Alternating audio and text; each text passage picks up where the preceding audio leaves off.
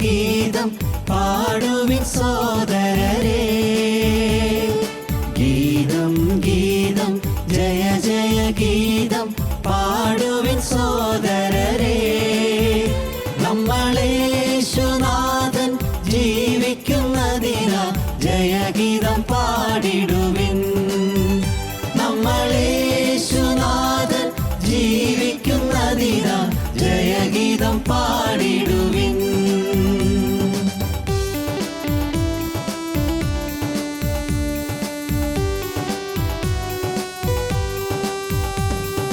പാപം ശാപം സകലവും തീർപ്പാൻ അവതരിച്ചിഹേ നരനായി.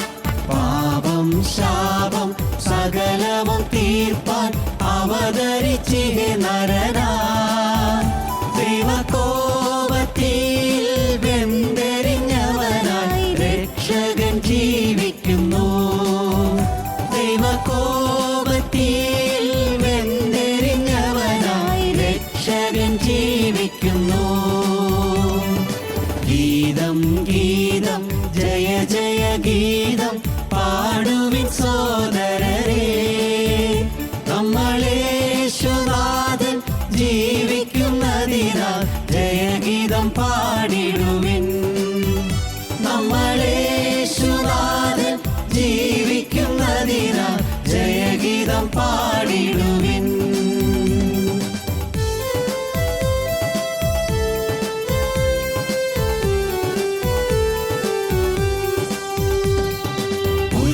മഹാന്മാരഖിലരും ഒരുപോൾ ഉറങ്ങുന്നു കല്ലറയിൽ.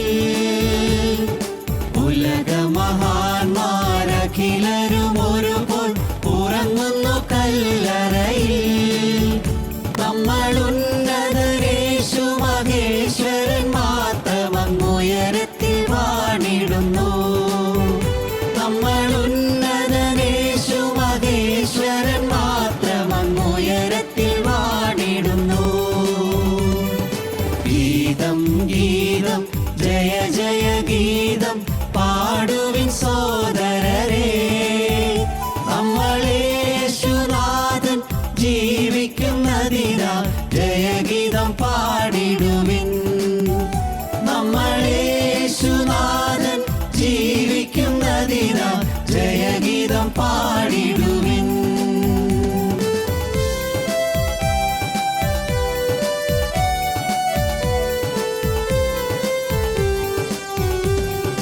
വാതിലുകളെ നിങ്ങൾ തലകളെ ഉയർത്തുവിൻ, വരുന്നിത ജയരാജൻ.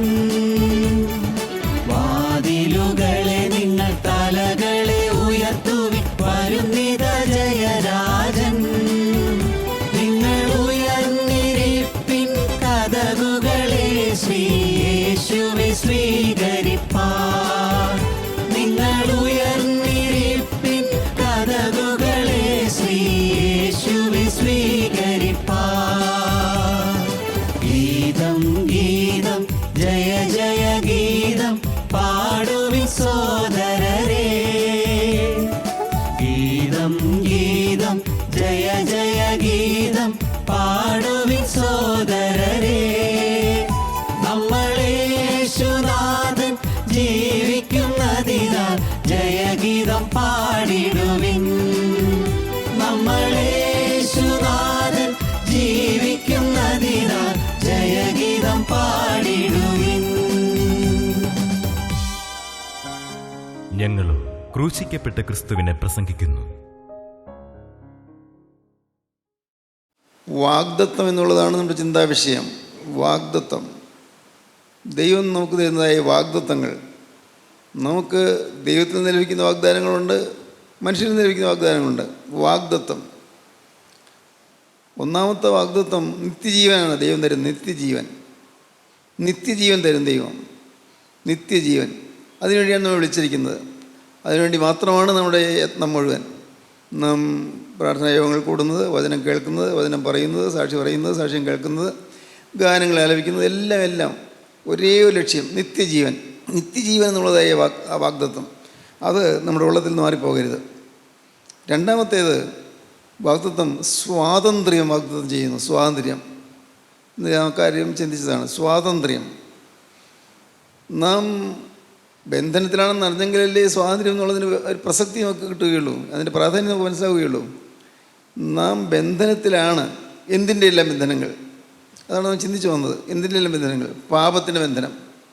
അനേകരും പാപത്തിൻ്റെ ബന്ധനത്തിലാണ്. പാപത്തിൻ്റെ ബന്ധനം എത്ര ശ്രമിച്ചിട്ടും വിട്ടുപോകാത്ത ചില പാപങ്ങളുണ്ട്. കോപം മാറുന്നില്ല. ഹൃദയത്തിൽ അമർഷവും വൈരാഗ്യവും പകയും മനസ്സിൽ വിദ്വേഷവും എല്ലാം ഇങ്ങനെ പുകഞ്ഞുകൊണ്ടിരിക്കുന്നു. മാറുന്നില്ല. മാറണമെന്നുണ്ട്, പക്ഷേ മാറുന്നില്ല. ബന്ധനത്തിലാണ്. ജയിലിൽ കിടക്കുന്നയാൾക്ക് ജയിലിൽ നിന്ന് പുറത്ത് കിടക്കണമെന്നുണ്ട്, പക്ഷേ ജയിലിൽ നിന്ന് പുറത്ത് കിടക്കാൻ നിർവാഹമില്ല. ജയിൽ അതിൽ പൂട്ടിയിട്ടിരിക്കുന്നു, പുറത്ത് കിടക്കാൻ സാധിക്കുന്നില്ല. എന്നതുപോലെ നമുക്ക് ആഗ്രഹമുണ്ട്. നമ്മുടെ കോപം മാറണമെന്ന് ആഗ്രഹമുണ്ട്, അശുദ്ധമായ ആഗ്രഹങ്ങൾ മാറണമെന്ന് ആഗ്രഹമുണ്ട്, വളരെ ഹീനമായ ചിന്താഗതികൾ മാറണമെന്ന് ആഗ്രഹമുണ്ട്, മ്ലേച്ഛമായ നമ്മുടെ ജീവിതത്തിൽ മാറ്റം വരണമെന്ന് ആഗ്രഹമുണ്ട്, നമുക്ക് ആത്മീയമായി ശരിയാകണമെന്ന് ആഗ്രഹമുണ്ട്. ശരിയാണ്. പക്ഷേ റോമർ ലേഖനം 7-ാം അധ്യായത്തിൽ പറയും, ഞാൻ ആഗ്രഹിക്കുന്ന നന്മ ഞാൻ ചെയ്യുന്നില്ല, ഞാൻ ആഗ്രഹിക്കാത്ത തിന്മ അത്രേ ചെയ്തു പോകുന്നു. എനിക്ക് വേണ്ടെന്നുണ്ട്, തിന്മ വേണ്ടെന്നുണ്ട്, പക്ഷേ അത് ഞാൻ ചെയ്തു പോകുന്നു, എനിക്ക് സാധിക്കുന്നില്ല. അയ്യോ, ഞാൻ ജഡമയനായ മനുഷ്യൻ, ഞാൻ അരിഷ്ടൻ, അയ്യോ കഷ്ടം, ഞാൻ അരിഷ്ടനായ മനുഷ്യൻ, ഞാൻ ഏറ്റവും കടുത്ത ദുഃഖത്തിലിരിക്കുന്നു, എനിക്ക് സാധിക്കുന്നില്ല, ജയിക്കാൻ പറ്റുന്നില്ല. എൻ്റെ ജീവിതത്തിൽ എനിക്ക് ജയിക്കണമെന്ന് ആഗ്രഹമുണ്ട്, പല തീരുമാനങ്ങൾ എടുക്കുന്നുമുണ്ട്, പക്ഷേ മാറുന്നില്ല. എൻ്റെ ജീവിതത്തിലുള്ളതായ ചീത്ത ശീലങ്ങൾ മാറുന്നില്ല. വേണ്ടായെന്നുണ്ട്. ചീത്ത പ്രവൃത്തികൾ മാത്രമല്ല, ചീത്ത വാക്കുകൾ മാറുന്നില്ല. നാവിൽ അരുതാത്ത ആദ്യം വന്നു പോകുന്നു. അല്ല, അതെല്ലാം വേണമെങ്കിൽ എന്തൊക്കെ പറയാതിരിക്കാം, വായ അടച്ചു പിടിക്കാം, ഒന്നും പ്രവർത്തിക്കാതിരിക്കാൻ, കൈ അനങ്ങാതിരിക്കാം. പക്ഷെ ചിന്തകളെയോ മാറ്റാൻ പറ്റുന്നില്ലല്ലോ. ചിന്തകളെ എങ്ങനെ നിയന്ത്രിക്കാൻ പറ്റും? എൻ്റെ കർത്താവെ, വേണ്ടെന്ന് വിചാരിച്ചിട്ട് ചിന്തകൾ മാറുന്നില്ലല്ലോ. അനേകം ദൈവമക്കൾ ഭാരപ്പെടുന്നൊരു വിഷയമാണിത്. മുറുകെ പറ്റുന്ന പാപം എന്ന് പറയുന്നതാണ്. മുറുകെ പറ്റുന്ന പാപം മാറിയേ പറ്റൂ. ദൈവത്തിന് സ്തോത്രം. ദൈവത്തിന് ഒരു നാമം മഹത്വപ്പെടട്ടെ. സ്തോത്രം. അതുകൊണ്ടാണ് ഇത് വളരെ ക്ലേശകരമായ വഴിയാണെന്ന് പറയുന്നത്. ഇത് ക്രൂശിൻ്റെ വഴിയാണെന്ന് പറയുന്നത് അതുകൊണ്ടാണ്. മാറിയേ പറ്റൂ. എല്ലാം ഒന്നൊന്നായി ക്രൂശിച്ച് ക്രിസ്തുവിനായിട്ട് ജീവിതം വേർതിരിച്ചാൽ സാധിക്കും. നമ്മുടെ ജീവിതത്തിൽ ശാപങ്ങൾ മാറും, പാപങ്ങൾ മാറും, നമ്മുടെ ചിന്തകൾ മാറും, സ്വഭാവം മാറും, പെരുമാറ്റം മാറും. ഒന്ന് നിങ്ങൾ ചിന്തിച്ച് നോക്കൂ. നിങ്ങൾക്ക് നിങ്ങളുടെ പഴയ കാലത്തുണ്ടായിരുന്ന ആ കോപശീലവും പാപത്തിൻ്റെ സ്വഭാവവും അത് നിശേഷം മാറിയിട്ടുണ്ടോ? ആദ്യത്തെ ഫസ്റ്റ് റിയാക്ഷൻ കോപമാണോ? ആദ്യം വരുന്നത് എന്തെങ്കിലും നമുക്ക് ഇഷ്ടമില്ലാത്ത കാര്യം കേൾക്കുമ്പോൾ ആദ്യം വരുന്നത് കോപമാണോ അതോ വിനയമാണോ? ചിന്തിച്ചാൽ മതി. വാക്കിലുള്ള കാര്യമല്ല പറയുന്നത്. വാക്കിൽ വിനയം പറയും. വാക്കിൽ വിനയമുണ്ട്. നമ്മുടെ വാക്കിൽ മേന്മയൊക്കെ പറഞ്ഞാൽ മധുരമായി പറയാൻ പറ്റും. എന്നാൽ പക്ഷേ എൻ്റെ ഹൃദയം വിനയപ്പെടുന്നുണ്ടോ? ഫസ്റ്റ് റിയാക്ഷൻ, ആദ്യത്തെ എൻ്റെ സ്വഭാവത്തിൻ്റെ ഗതി എന്താണ്? അതിനോട് റിപ്പൽഷനാണ്, നമുക്ക് അതിനോട് എതിർപ്പാണ് വരുന്നത്. നമുക്ക് ചിലപ്പോൾ ചിലർക്ക് റിബല്യസ് ആകും, അവർക്ക് നല്ല വൈരാഗ്യം തോന്നും. എൻ്റെ തെറ്റ് ചൂണ്ടിക്കാണിക്കാൻ ഇവനാരാ, എൻ്റെ തെറ്റ് ചൂണ്ടിക്കാണിക്കാൻ അവളാരാ. നമുക്കൊരു റിബല്യസ് മൈൻഡ് വരും, മത്സരചിന്ത വരും. അതൊക്കെ പാവമാണ്. ഇത് പക്ഷേ സത്യം എന്നത് നമുക്ക് വേണ്ട എന്നുണ്ടെങ്കിലും ജയിക്കാൻ നമുക്ക് പറ്റുന്നില്ല. എന്തുകൊണ്ടാണ്? നിങ്ങൾ ചിന്തിച്ചിട്ടുണ്ടോ? എന്തുകൊണ്ടാണ് നമ്മുടെ കൂട്ടായ്മയിലെല്ലാം വെറുക്കുന്നത്? പലരും കൂട്ടായ്മയിൽ വരാൻ മടിക്കുന്നു. എന്താണ്? നിങ്ങൾ ചിന്തിച്ചിട്ടുണ്ടോ? ഞാൻ ചിന്തിച്ചു, ഞാൻ ഓർത്തു, എൻ്റെ കർത്താവ് എന്തുകൊണ്ടാണ് എല്ലാവരും മെത്രാച്ചന്മാരും അച്ഛന്മാരും സഭക്കാരും കൂട്ടായ്മക്കാരും എല്ലാവരും ഇങ്ങനെ വെറുക്കുന്നത് എന്തായിരിക്കും? ഞാൻ ചിന്തിച്ചു. ദൈവത്തിന് സ്തോത്രം. എനിക്ക് മനസ്സിലായി, വ്യക്തമായി മനസ്സിലായി. മറ്റൊന്നുമല്ല, അവർക്ക് സാധിക്കാത്തത് സാധിക്കണമെന്ന് നാം പറയുന്നു, അതേ ഉള്ളൂ. അവർക്ക് സാധിക്കാത്തത് നമുക്ക് സാധിക്കുന്നു എന്ന് നാം പറയുന്നു. അതാണ് കാരണം. നാം വേറെ ഒന്നും പൈസ പിരിക്കുന്നില്ല, സംഭാവന ചോദിക്കുന്നില്ല, നമ്മൾ സഭ മാറ്റുന്നില്ല, സഭ മാറുന്നില്ല, പുതിയ സഭ ഉണ്ടാക്കുന്നില്ല, ആർക്കും ഒരു ശല്യം ചെയ്യുന്നില്ല. അവരവർ പോകുന്നു, പള്ളിയിൽ പോകുന്നു, അവർ ചേർന്ന് നിൽക്കുന്ന സഭയിൽ നിൽക്കുന്നു, സഭ മാറണ്ടായെന്ന് പറയുന്നു. ഇതൊക്കെയായിട്ട് പിന്നെ എന്തുകൊണ്ട്? കാരണം ഇതാണ്, അനേകർക്കും അവരുടെ പാപങ്ങളുടെ മനസ്സില്ല, പാപം മാറ്റാൻ മനസ്സില്ല. പ്രകടമായ പാപം ഇല്ലാത്തവർക്ക് സ്വയം എന്ന് പറയുന്ന മഹാപാപമുണ്ട്. സ്വയം, സെൽഫ്, അഹങ്കാരമുണ്ട്, അഹങ്കാര പ്രകൃതി. അവർക്ക് സ്ഥാനമോഹമുണ്ട്. സ്ഥാനമോഹം അതൊക്കെ പാപമാണെന്ന് അവർ ചിന്തിക്കുന്നുമില്ല. ആരുന്നല്ല, നമ്മളും ചിന്തിച്ച് നോക്കൂ. സ്ഥാനമോഹം, എല്ലാവരും എന്നെ ആദരിക്കണം, എന്നെ മാനിക്കണം, എന്നെ കരുതണം, എന്നെക്കുറിച്ചൊരു സ്നേഹം വേണം, ഇങ്ങനെയുള്ളതായ ഒരു സെൽഫ് സെൻറ്റേഡ്നെസ്, നമ്മുടെ ഒരു സ്വയകേന്ദ്രീകൃതമായ ജീവിതം, സ്വയത്തിൽ നിൽക്കുന്ന ജീവിതം, അത് മാറിയേ പറ്റൂ. അത് മാറാൻ അവർക്ക് മനസ്സില്ല, മാറ്റണമെന്നുള്ള ആഗ്രഹം വരുന്നില്ല. അവരും വേണമെങ്കിൽ അങ്ങനെയുള്ളവർ പറയും, നമ്മളെ കൂട്ടായ്മ എതിർക്കുന്നവർ വേണമെങ്കിൽ പറയും, അവർ പറയുന്നത് സഭയ്ക്കെതിരാണ്, സഭയ്ക്ക് വിരുദ്ധമായ കാര്യങ്ങളാണ് പറയുന്നത്. എന്താ നമുക്ക് സഭയ്ക്ക് വിരുദ്ധമായിട്ട് വല്ലതും പറയുന്നുണ്ടോ? സഭയുടെ ഏതെങ്കിലും സഭയ്ക്ക് വിരുദ്ധമായിട്ട് വല്ലതും പറഞ്ഞ് നിങ്ങൾക്ക് കേട്ടിട്ടുണ്ടോ? ഇല്ലല്ലോ. നമുക്കൊരു ചിന്താവിഷയമല്ല. ഒരു സഭയെക്കുറിച്ചും ഒന്നും പറയാൻ നമുക്ക് അവകാശവുമില്ല, പറയുകയുമില്ല. അതുകൊണ്ട് പക്ഷേ ഈ ഉന്നതന്മാരായ ആളുകൾ, മേലാളന്മാർ, അവരെ നമ്മൾ എതിർക്കുന്നതിന് കാരണം അവർക്ക് സാധിക്കുന്നില്ല. അവർക്ക് സാധിക്കാത്തത് നമുക്ക് സാധിക്കുന്നു. അതാണ്, അവർക്ക് പറ്റുന്നില്ല. ജയമില്ല, ജീവിതത്തിൽ ജയമില്ല. ഒരുപക്ഷെ പ്രകടമായി പാപത്തിൻ്റെ കുഴപ്പം ഉണ്ടായിരിക്കില്ല, പക്ഷേ ഈ സെൽഫ് എന്ന് പറയുന്നതിൻ്റെ ഭീകരമായ അടിമത്തത്തിലായിരിക്കും അവർ. ഭീകരമായ അടിമത്തം, അതോ ശാപകരമാണ് താനും. പാപത്തിൽ നിന്ന് വിടുവിക്കുന്നു സ്വാതന്ത്ര്യം, പാപത്തിൽ നിന്ന് സ്വാതന്ത്ര്യം. പിന്നെ നാം ചിന്തിച്ചത് ശാപത്തിൽ നിന്ന് സ്വാതന്ത്ര്യം, ശാപങ്ങളിൽ നിന്ന് സ്വാതന്ത്ര്യം. അനേക കുടുംബങ്ങൾ നട്ടം ചെയ്യുന്നുണ്ട് ശാപം മൂലം. ഏതോ ഒരു കാലത്ത് വരുത്തി വെച്ച ശാപം, ഞാൻ കഴിഞ്ഞ ദിവസം പറഞ്ഞല്ലത്, ഒരു കാലത്ത്, പഴയ കാലത്ത് നമ്മുടെ കാരണവന്മാർ, നമ്മുടെ പൂർവികന്മാർ വരുത്തി വെച്ചതായ ചില ശാപങ്ങൾ, ആ ശാപങ്ങൾ ഇന്ന് നമ്മെ, മക്കളെ വേട്ടയാടുന്നു, മക്കളെയും വേട്ടയാടുന്നു. ഇതൊന്നും ആരും അറിയുന്നില്ല. ഓരോ അന്യായമായി സമ്പാദിക്കുമ്പോൾ, അഴിമതി നടത്തി രൂപ ഉണ്ടാക്കുമ്പോൾ, അതല്ലെങ്കിൽ കൈക്കൂലി വാങ്ങി രൂപ ഉണ്ടാക്കുമ്പോൾ അന്നിരുന്ന് അറിയുന്നില്ല, ഇത് എൻ്റെ മക്കൾക്ക് ദോഷമാണല്ലോ, എൻ്റെ കുഞ്ഞുങ്ങൾക്ക് അപകടമാണല്ലോ, അവർക്ക് വേണ്ടി ഞാൻ ദുരിതം ഡിപ്പോസിറ്റ് ചെയ്യാണല്ലോ എന്ന് അറിയുന്നില്ല. ദൈവത്തിന് സ്തോത്രം. നമ്മുടെ കൂട്ടായ്മയിൽ ചിലർ, എനിക്കറിയാം, അവർ ചെയ്യുന്ന ജോലി വേണ്ടായെന്ന് വെച്ചു, പറ്റുന്നുണ്ടില്ല, ആ ജോലി വിശ്വസ്തമായിട്ട് ചെയ്യാൻ നിർവാഹമില്ല. കഴിഞ്ഞ ദിവസം ഒരാൾ പറഞ്ഞു, എനിക്ക് റേഷൻ കടയായിരുന്നു, ഞാനത് വിട്ടു, റേഷൻ കടയുടെ പരിപാടി വിട്ടു. എന്താ വിട്ടേ? റേഷൻ കട നടത്തിക്കൊണ്ട് എനിക്ക് പൂർണ്ണ സത്യസന്ധനായിട്ട് നിൽക്കാൻ പറ്റുന്നില്ല, അതുകൊണ്ട് അത് വിട്ടാലും ശരി, എനിക്ക് യേശുവിനോട് കൂടെ വേണം, യേശുവിൻ്റെ കൂടെ കാണണം. എന്തൊരു സബ്ലൈം തോട്ട്, സബ്ലൈം, ഉദാത്തമായ ചിന്താഗതി, എത്ര ശ്രേഷ്ഠമായ ചിന്താഗതി. നമ്മുടെ ജീവിതത്തിൽ ഏത് സാഹചര്യമാണോ നമ്മുടെ പാവത്തിലേക്ക് കൊണ്ടുപോകുന്നത്, അത് വിട്ടേ പറ്റൂ, ഒരു സംശയവുമില്ല. നമുക്ക് അതിനുള്ള തീക്ഷ്ണത വരണം. ശാപങ്ങൾ മാറണം. അനേകം ശാപങ്ങൾക്ക് മനുഷ്യൻ അടിപ്പെട്ടിരിക്കുന്നു. ദൈവത്തിന് സ്തോത്രം. അനേകം ശാപങ്ങൾ. സാം ജപുതര എന്ന് പറയുന്ന ഒരു ദേവദാസൻ എഴുതിയ ഒരു പുസ്തകമുണ്ട്, ശാപങ്ങൾ. സാം ജപുതര എഴുതിയ പുസ്തകമാണ്. ചെറിയ പുസ്തകം, വളരെ ചെറിയ പുസ്തകം. ഞാൻ പുസ്തകം വായിച്ചപ്പോൾ ഞാൻ ഓർത്തു, അദ്ദേഹം നാമൊക്കെ പറയുന്ന കാര്യങ്ങളെല്ലാം അതുപോലെ മനസ്സിലാക്കിയിട്ടുള്ള ഒരാളാണെന്ന് എനിക്ക് തോന്നി. അദ്ദേഹം പറയുകയാണ്, ഒരു വീട്ടിൽ അപ്പൻ വളരെ ക്രൂരമായി പെരുമാറുന്ന മനുഷ്യൻ, ആരോടും ക്രൂരമായിട്ട് പെരുമാറും, വളരെ ഹീനമായിട്ട് പെരുമാറും. ആ അപ്പൻ അങ്ങനെ ചെയ്തെങ്കിലും മക്കൾ നിരപരാധികളാണ്. പക്ഷേ മക്കളുണ്ടായപ്പോൾ, മൂന്നാമത്തെ തലമുറയായി മക്കളുണ്ടായപ്പോൾ, ചിലർ അംഗഭംഗത്തോടെ, ചിലർ സംസാരിക്കാൻ പറ്റാത്തവർ, ചിലർ കണ്ണുകാഴ്ചയില്ലാത്തവർ, ചിലർ നടക്കാൻ വയ്യാത്തവർ, ചിലർ ഒരു പ്രായമാകുമ്പോഴേക്കും പെട്ടെന്ന് ഒരു കാരണം കൂടാതെ മരിച്ചു പോകുന്നു. ഇങ്ങനെ അടുത്ത മൂന്നാം തലമുറയിലേക്ക് വന്നപ്പോഴേക്കും ഈ അപകടങ്ങൾ സംഭവിക്കുന്നു. ആ പാവം നിരപരാധികൾ അവർ ഈ അപകടം നേരിട്ടു. അവരൊക്കെ അറിയാൻ പാടില്ല, മനുഷ്യർക്ക് അറിയാൻ പാടില്ല. അപ്പൻ്റെ കാലത്ത് ചെയ്തു വെച്ച ഒരു വലിയ അപകടം, വലിയ തെറ്റ്. പൂർവികന്മാരിൽ നിന്ന് ഇത് നമ്മിലേക്ക് സംക്രമിച്ചു വരുന്നു. ദൈവത്തിന് സ്തോത്രം. ഇതൊക്കെ എന്താ ഇങ്ങനെ മാറാൻ പറ്റുക? ഈ ശാപങ്ങൾ എങ്ങനെയാണ് മാറാൻ പറ്റുക? ദൈവത്തിന് സ്തോത്രം. മാറണമല്ലോ. അതിനെന്താ പോംവഴി വളരെ ലളിതമാണ്. ക്രിസ്തു അകത്ത് വന്നാൽ ഇതെല്ലാം മാറും. അപ്പൻ്റെ അപ്പനോ അമ്മയുടെ അമ്മയോ ആരെല്ലാം എന്തെല്ലാം ചെയ്തെങ്കിലും അതിൻ്റെ ശാപങ്ങളെല്ലാം നമ്മിൽ നിശേഷം മാറും ക്രിസ്തു അകത്ത് വന്നാൽ. യേശു ക്രിസ്തുവിൻ്റെ തിരക്തം നമ്മളെ തൊട്ടാൽ ഇതെല്ലാം മാറും. അപ്പോൾ അതിനെന്താ വേണ്ടത്? ഞാൻ എന്നെ തന്നെ സമർപ്പിക്കണം, വേറൊന്നും വേണ്ട. ലളിതമല്ലേ? എന്നെ തന്നെ ഞാൻ സമർപ്പിക്കുക. കർത്താവേ, എനിക്കറിയാവുന്നിടത്തോളം ഞാൻ മുഴുവനായി എന്നെ നിനക്ക് തരികയാണ്.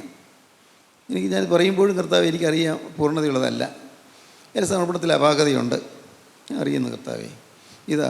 എനിക്കറിയാവുന്ന വിധത്തിൽ ഞാനും എനിക്കുള്ളതെല്ലാം യേശുവേ നിൻ്റേത്. സ്തോത്രം. ഞാനും എനിക്കുള്ളതെല്ലാം യേശുവേ നിൻ്റേത്. ഇങ്ങനെയൊരു റിയൽ ഡെഡിക്കേഷൻ നിങ്ങൾക്ക് വന്നാൽ, സാക്ഷാത്തായ ഒരു സമർപ്പണം നിങ്ങൾക്ക് വന്നാൽ, നിങ്ങളുടെ മേൽ നിന്ന് ശാപങ്ങളെല്ലാം ദൂരെ ദൂരെ ദൂരെ ദൂരെ പാറിപ്പോകും.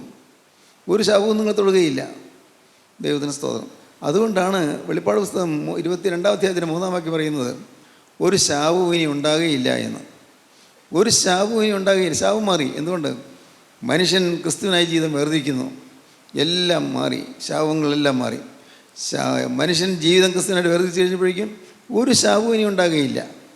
സദൃശവാക്യങ്ങൾ പറയും, കാരണം കൂടാതെ ശാപം ഫലിക്കുകയില്ല. അപ്പോൾ അപ്പൻ മോനെ ശപിച്ചു, ഫലിക്കില്ല.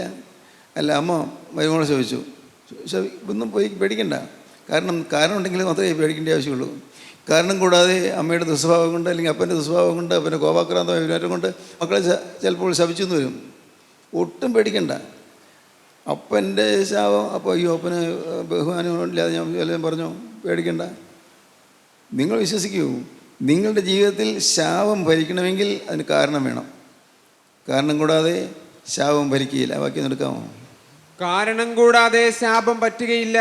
കുരുകിൽ പാറിപ്പോകുന്നതും മീവൽ പക്ഷി പറന്നു പോകുന്നതും പോലെ കാരണം കൂടാതെ ശാപം പറ്റുകയില്ല. കാരണം കൂടാതെ ശാപം വലിക്കുകയില്ല. ഒരു കാരണവശാലും പേടിക്കണ്ട. തക്കതായ കാരണമുണ്ടോ, ശാപം വലിക്കുകയും ചെയ്യും. ദൈവത്തിന് സ്തോത്രം. നിങ്ങളുടെ ജീവിതത്തിൽ നിങ്ങൾ ഓരോരുത്തരും ചിന്തിക്കുക. ഞാൻ ലളിതമായിട്ടല്ലേ പറയുന്നത്. എൻ്റെ ജീവിതത്തിൽ ശാപകരമായി എന്തെങ്കിലും വന്നു പോയിട്ടുണ്ടോ? എന്തെങ്കിലും ആർക്കെങ്കിലും എൻ്റെ ഒരു പെരുമാറ്റം കൊണ്ട് വേദന ഉണ്ടായിട്ടുണ്ടോ? ഞാൻ മൂലം ആർക്കെങ്കിലും ഒരു നഷ്ടമോ കഷ്ടമോ വന്നിട്ടുണ്ടോ? കർത്താവേ, തിരുത്താൻ എനിക്ക് വകയില്ലല്ലോ, ഞാൻ എന്ത് ചെയ്യണം? അന്യൻ്റെ മുതൽ എൻ്റെ കയ്യിലിരിക്കുന്നല്ലോ. കർത്താവേ, ആരാണെന്ന് പോലും എനിക്കറിയാൻ പാടില്ല, ഞാൻ അങ്ങനെ തിരുത്തും. നിങ്ങളിത് ഓരോന്നും നിങ്ങളുടെ ജീവിതത്തിലേക്ക് തിരിഞ്ഞു നോക്കി കണ്ടുപിടിച്ചിട്ട് എല്ലാം കൊണ്ടുവന്ന് കർത്താവിൻ്റെ പാദപീഠത്തിലേക്ക് സമർപ്പിക്കുക.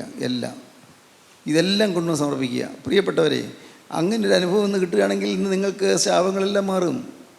നിങ്ങൾ സ്വതന്ത്രരാകും. പൂർണ്ണ സ്വാതന്ത്ര്യം കിട്ടും. ശാപങ്ങളിൽ നിങ്ങൾ സ്വാതന്ത്ര്യം കിട്ടും. ദൈവത്തിന് സ്തോത്രം. ഞാൻ സാംജ്യോതിയുടെ പുസ്തകത്തിൽ വായിച്ചു, ഒരു പെൺകുട്ടികളുടെ വിവാഹം ആലോചിച്ചു ഉറച്ചു. പക്ഷേ കല്യാണം ഉറച്ചു കഴിഞ്ഞപ്പോൾ മറ്റെല്ലാം തൃപ്തികരമാണ്. പക്ഷേ ഇവൾക്ക് സ്ത്രീധനം കൊടുക്കാൻ മാർഗമില്ല. സ്ത്രീധനമില്ല. അവിടെ അപ്പൻ വിഷമിക്കുക. സംഭവിച്ചത് ഭയാനകമായി പോയി. അപ്പൻ വിഷമിക്കുകയായിരുന്നു. ആ പെൺകുട്ടി അവളുടെ ശരീരം വിറ്റു എന്ന് പറഞ്ഞാൽ അവൾ കൊണ്ടുതാത്ത ജീവിതം തുടങ്ങി. പൈസ ഉണ്ടാക്കി, കല്യാണം നടന്നു. പക്ഷേ ആ കല്യാണത്തിൽ പൈസയൊക്കെ ഉണ്ടാക്കി കല്യാണമൊക്കെ നടന്നു. ആ കല്യാണശേഷം കുട്ടിയുണ്ടായി. ആദ്യത്തെ കുട്ടി തന്നെ അംഗഭംഗത്തോടെ ജനിച്ചു. ചില കേടുകൾ ചിലപ്പോൾ ശിശുവായിരിക്കുമ്പോൾ തന്നെയുള്ള ഹാർട്ടിന് തകരാറാകാം, ശിശുവായിരിക്കുമ്പോൾ തന്നെയുള്ള കിഡ്നി തകരാറാകാം.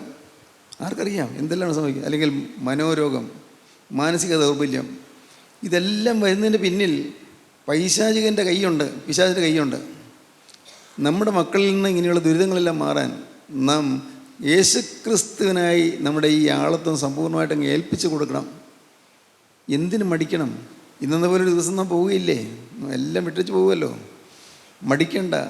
ഇന്ന് ഇത് കേട്ടുകൊണ്ടിരിക്കുമ്പോൾ തന്നെ നിങ്ങൾക്ക് നിങ്ങളുടെ ജീവിതം ക്രിസ്തുവിൻ്റെ കരങ്ങളിലേക്ക് കൈമാറാം. കർത്താവ്, ഈ നിസ്സാരമായ ജീവിതം, ഈ ചുരുങ്ങിയ ആയുസ് യേശുവേ ഇനി നിനക്ക് വേണ്ടി മാത്രം, എനിക്ക് വേണ്ടി മാത്രം ജീവിച്ച ജീവിതമായിരുന്നു കർത്താവേ. അത് നിനക്കറിയാമല്ലോ, ഞാനും ഇപ്പോൾ അറിയുന്നു.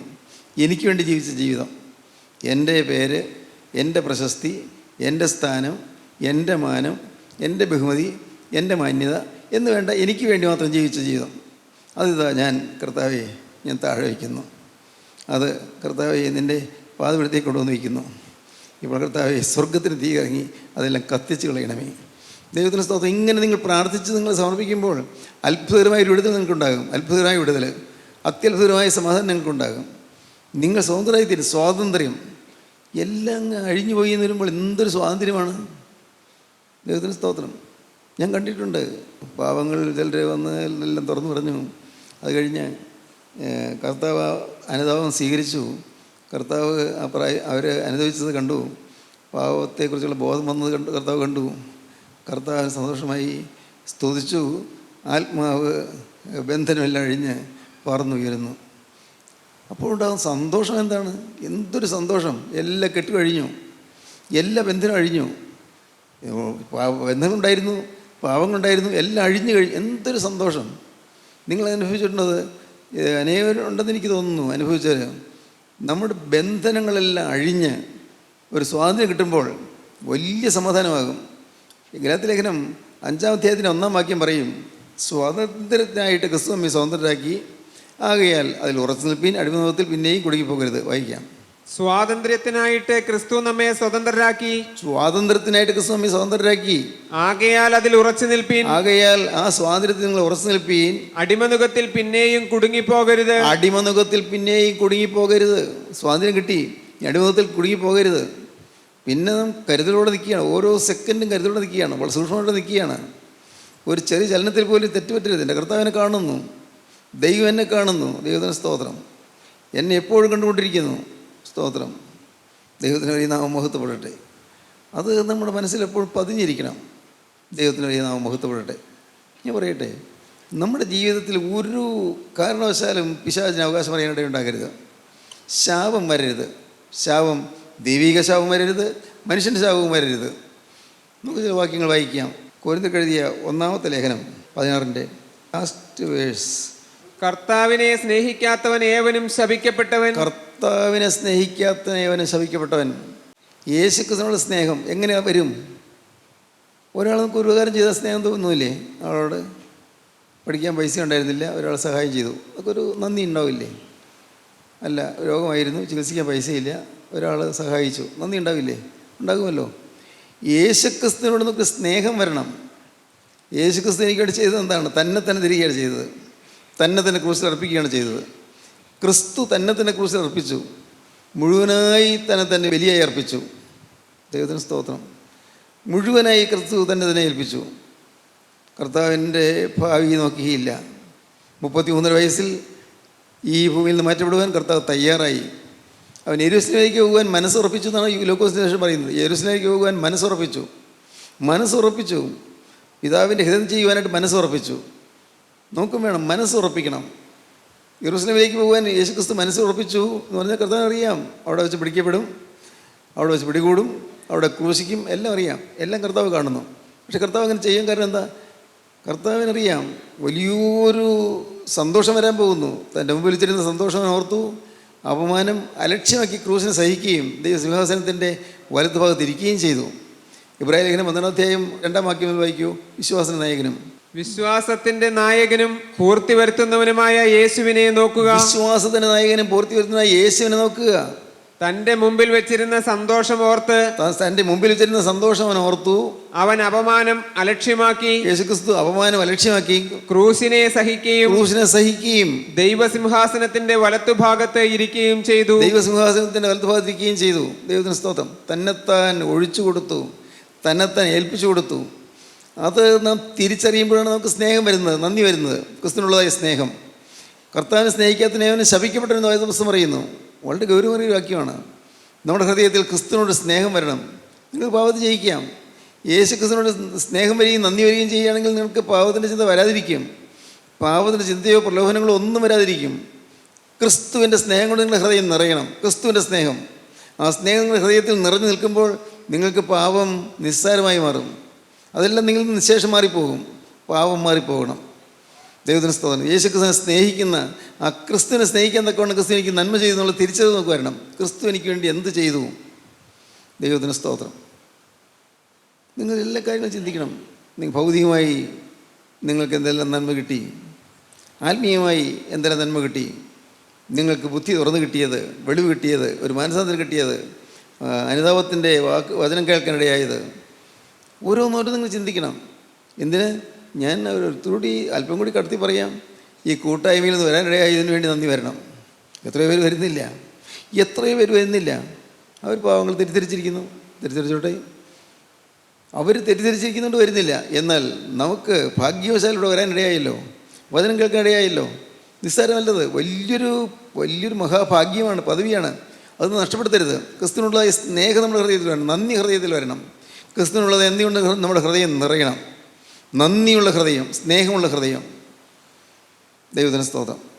കർത്താവിനെ സ്നേഹിക്കാത്തവൻ ഏവനും ശപിക്കപ്പെട്ടവൻ. ദൈവത്തിന് സ്തോത്രം. ദൈവത്തിന് വലിയ നാമം മഹത്വപ്പെടട്ടെ. ഇന്ന് ഈ സമയത്ത് നിങ്ങൾ ഇരിക്കുന്ന ഇരിപ്പിൽ നിങ്ങൾ കർത്താവിനോട് പറയണം, കർത്താവേ, ഇത്രയും കാലം പാഴാക്കി കളഞ്ഞു, ഇത്രയും കാലം കാര്യങ്ങളെല്ലാം ഗ്രഹിച്ചിട്ടും പിന്നെയും ഞാൻ പാപത്തിൻ്റെ അടിമയായി ജീവിച്ചു, സ്വാതന്ത്ര്യമില്ലാതെ ജീവിച്ചു. നീ എനിക്ക് സ്വാതന്ത്ര്യം തരുവാൻ നീ കുരിശിൽ നീ സ്വാതന്ത്ര്യം ഇല്ലാത്തവനായി കെട്ടപ്പെട്ടവനായി കിടന്നു. എനിക്ക് ബന്ധനം അഴിച്ചു തരാൻ നീ ക്രൂശിൽ ബന്ധിതനായി കിടന്നു. അത് ഞാൻ വിശ്വസിക്കുന്നു കർത്താവേ. അത് ചരിത്ര സത്യമാണ്, ഞാൻ വിശ്വസിക്കുന്നു. എൻ്റെ കർത്താവേ, യേശു ക്രിസ്തു എനിക്ക് വേണ്ടി ക്രൂശിൽ മരിച്ചെന്ന് ഞാൻ വിശ്വസിക്കുന്നു. എനിക്കതിൻ്റെ കാര്യങ്ങളൊന്നും അറിഞ്ഞുകൂടാ, എനിക്കതിൻ്റെ എല്ലാ വിവരണങ്ങളും പറയാൻ എനിക്ക് അറിഞ്ഞുകൂടാ കർത്താവേ. എനിക്കൊന്നും അറിയാൻ പാടില്ല. പക്ഷേ ഒന്ന് ഞാൻ അറിയുന്നു, വചനം പറയുന്നു, അവൻ നമ്മുടെ അതിക്രമങ്ങൾ നിമിത്തം മുറിവേറ്റും നമ്മുടെ പാപങ്ങൾ നിമിത്തം തകർന്നിരിക്കുന്നു. നമ്മുടെ സമാധാനത്തിനുള്ള ശിക്ഷ അവൻ്റെ മേലായി, അവൻ്റെ അടിപണികളെ നമുക്ക് സൗഖ്യം വന്നിരിക്കുന്നു. തിരുവചനം അങ്ങനെ പറയുന്നു, ഞാൻ വിശ്വസിക്കുന്നു. യെശയ്യാപ്രവചനം 53-4 വാക്യം വായിക്കുമ്പോൾ കാണാം, അവൻ നമ്മുടെ അതിക്രമങ്ങൾ നിമിത്തം മുറിവേറ്റും നമ്മുടെ അകൃത്യങ്ങൾ നിമിത്തം തകർന്നിരിക്കുന്നു. നമ്മുടെ സമാധാനത്തിനുള്ള ശിക്ഷ അവൻ്റെ മേലായി, അവൻ്റെ അടിപ്പണികളെ നമുക്ക് സൗഖ്യം വന്നിരിക്കുന്നു. കർത്താവെ, ഞാൻ വിശ്വസിക്കുന്നു. കർത്താവെ, എനിക്ക് ഇത്രയും കാലമെല്ലാം പാഴായി പോയെങ്കിലും ഇനിയുള്ള കാലം, ഇനിയുള്ള ആയുസ് എത്രയാണെന്ന് എനിക്ക് അറിഞ്ഞുകൂടാ. ഉള്ളത് സമ്പൂർണ്ണമായി യേശുവിന് മാത്രമായി ഞാനിത് സമർപ്പിക്കുകയാണ്. ഇന്ന് ഇത് കേട്ടുകൊണ്ടിരിക്കുമ്പോൾ നിങ്ങൾക്ക് സാധിക്കും. ദൈവം അതിനുവേണ്ടിയാണല്ലോ ഈ വചനം തരുന്നത്. നിങ്ങൾക്ക് സാധിക്കും. നിങ്ങൾ എത്ര മ്ലേച്ഛമായി ജീവിതം നയിച്ചവരാണെങ്കിലും, എത്ര ഹീനമായി ജീവിതം നയിച്ചവരാണെങ്കിലും, എത്രമാത്രം കുൽസിതമായ മാർഗ്ഗങ്ങളിൽ നടന്നവരാണെങ്കിലും, ഇന്ന് നിങ്ങൾ ഈ സമയത്ത് നിങ്ങൾ ദൈവത്തോട് പറയണം, കർത്താവേ, എനിക്കൊന്നും അറിഞ്ഞുകൂടാ, വിശദമായ കാര്യങ്ങളൊന്നും പറയാൻ എനിക്ക് അറിഞ്ഞുകൂടാ, കേൾക്കാനും അറിഞ്ഞുകൂടാ, ഒന്നും മനസ്സിലാകുന്നില്ല. പക്ഷെ ഒന്നെനിക്കറിയാം, യേശു ക്രിസ്തു എൻ്റെ പാപം വഹിച്ച് കുരിശിൽ മരിച്ചു, ഞാൻ വിശ്വസിക്കുന്നു. ആ ഒറ്റയ്ക്കൊരു കാര്യം ഞാൻ അറിയുന്നു, ക്രിസ്തു എനിക്ക് വേണ്ടി, എനിക്ക് പകരമായി ക്രൂശിക്കപ്പെട്ടിരിക്കുന്നു. ഞാൻ ഏൽക്കേണ്ട ശിക്ഷ ക്രിസ്തു ഏറ്റിരിക്കുന്നു. ഞാൻ ഏൽക്കേണ്ട ക്രിസ്തു നരകവേദന കുരിശിൽ അനുഭവിച്ചിരിക്കുന്നു. ഞാൻ വിശ്വസിക്കുന്നു. കർത്താവെ, ഒരു പാവവും ഇല്ലാത്ത ക്രിസ്തു എനിക്ക് വേണ്ടി ക്രൂശിൽ മരിച്ചു എന്ന് ഞാൻ വിശ്വസിക്കുന്നു. കർത്താവെ, അതിൻ്റെ ഡീറ്റെയിൽസ്, അതിൻ്റെ വിശദമായ കാര്യങ്ങൾ പറയാൻ എനിക്ക് അറിഞ്ഞുകൂടാ. പക്ഷേ എനിക്കൊന്നറിയാം, എനിക്ക് വേണ്ടി സമ്പൂർണ്ണമായി തന്നെ വെടിഞ്ഞ രക്ഷകനായി മിശിഹാ വരാൻ അവിടുത്തെ തിരുമാറിൽ ഒഴുകിയ രക്തം എൻ്റെ പാപങ്ങൾ പോക്കി എന്നെ ശുദ്ധീകരിക്കും. ഞാൻ വിശ്വസിക്കുന്ന കർത്താവെ, അവിടെ നിന്ന് ഇപ്പോൾ എന്നെ തഴുകണമേ. ഇപ്പോൾ എൻ്റെ ഈ ചെറിയ സമർപ്പണത്തെ സ്വീകരിക്കണമേ. ഇന്നും എനിക്കറിയാം എൻ്റെ സമർപ്പണം അപൂർണ്ണമാണെന്ന്. കർത്താവെ, ഞാൻ അതും പറഞ്ഞുകൊണ്ട് വരുന്നു. എൻ്റെ സമർപ്പണത്തെ പൂർണ്ണമാക്കി തരാൻ നിനക്ക് കഴിയുമല്ലോ. എല്ലാം നിൻ്റെ കൃപയാണല്ലോ. കർത്താവെ, എൻ്റെ സമർപ്പണത്തെ പൂർണ്ണമാക്കി തന്ന് എന്നെ ഒരു വിശുദ്ധനാക്കി മാറ്റണമേ. എൻ്റെ മുമ്പിൽ തരുന്ന സന്തോഷം ഓർത്തു അപമാനം അലക്ഷ്യമാക്കി ക്രൂശിനെ സഹിക്കുകയും ദൈവസിംഹാസനത്തിൻ്റെ വലത്തുഭാഗത്തിരിക്കുകയും ചെയ്തു. അപമാനം അലക്ഷ്യമാക്കി ക്രൂശിനെ സഹിച്ചു. ഞാൻ വിശ്വസിക്കുന്നു കർത്താവെ, ഇപ്പോൾ ഈ സമയത്ത് നിൻ്റെ കൃപയുടെ കരം എൻ്റെ മേലെ വരണമേ. പ്രാർത്ഥിക്കുമോ? നിങ്ങൾ പ്രാർത്ഥിച്ചാൽ, ഉള്ളൊഴിഞ്ഞ് പ്രാർത്ഥിച്ചാൽ കർത്താവ് പ്രാർത്ഥന കേൾക്കും. കാരണം കർത്താവ് നിങ്ങളെ കാണാൻ വന്നിട്ടുണ്ട്. സ്തോത്രം. തൻ്റെ നടുത്തിലേക്ക് സന്ദർശിക്കാൻ കർത്താവ് വന്നിട്ടുണ്ട്. തൻ്റെ തോട്ടം നനയ്ക്കാൻ കർത്താവ് വന്നിട്ടുണ്ട്. ദൈവത്തിന് സ്തോത്രം. തോട്ടത്തിലെ കളകൾ പറിച്ചു കളയാൻ കർത്താവ് വന്നിട്ടുണ്ട്. താൻ നട്ട നടുതല നല്ലപോലെ വളർന്ന് നല്ല ഫലം കഴിക്കുമെന്നൊക്കെ കർത്താവ് ആഗ്രഹിച്ചുകൊണ്ട് വന്നിട്ടുണ്ട്. വിശ്വാസത്തോടെ പ്രാർത്ഥിക്കൂ. നമുക്ക് പ്രാർത്ഥിക്കാം. കാരുണ്യവനായ ഞങ്ങളുടെ സ്വർഗീയ പിതാവേ, ഈ മനോഹരമായ സമയത്തിനായി ഞങ്ങൾ നിന്നെ സ്തുതിക്കുന്നു, ഞങ്ങൾ നിന്നെ സ്തോത്രം ചെയ്യുന്നു. യേശുനാഥ, നിൻ്റെ അത്ഭുത വചനങ്ങൾ കേൾക്കുവാനും നിൻ്റെ വചനത്തിൻ്റെ മർമ്മങ്ങൾ ഗ്രഹിക്കുവാനും നീ ഞങ്ങളെ വിളിച്ചു ചേർത്തിനായി ഞങ്ങൾ നിന്നെ സ്തുതിക്കുന്നു. അപ്പോൾ എല്ലാവരുടെയും ഉൾക്കണ്ണ് തുറക്കണമേ, അനുഗ്രഹം പകരണമേ. യേശുനാഥ, നിൻ്റെ മഹത്വമേറിയ വചനത്താൽ ഓരോരുത്തരും പരിശുദ്ധമാക്കപ്പെടണമേ. ജീവിത വിശുദ്ധി അനുഭവിക്കാൻ ഭാഗ്യം നൽകണമേ. അവിടെ രണ്ടാമത്തവർക്ക് വേണ്ടി മക്കളെല്ലാവരും ഒരുക്കണമേ. യേശു ക്രിസ്തുവിൻ്റെ പരിശുദ്ധമായ നാമത്തിൽ പ്രാർത്ഥിക്കുന്ന കൃപയോടെ കേൾക്കണമേ. ആമീൻ. ഹല്ലേലൂയ.